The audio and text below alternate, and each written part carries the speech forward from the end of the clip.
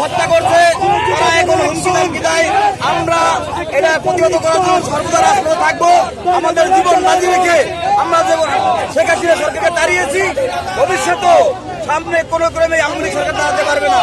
আমরা আশা করবো এই বাংলাদেশের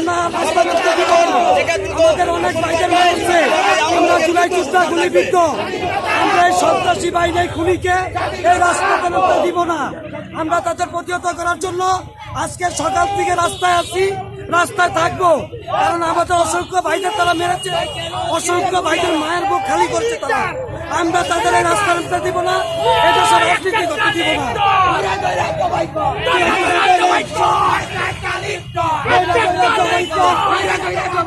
আওয়ামী লীগের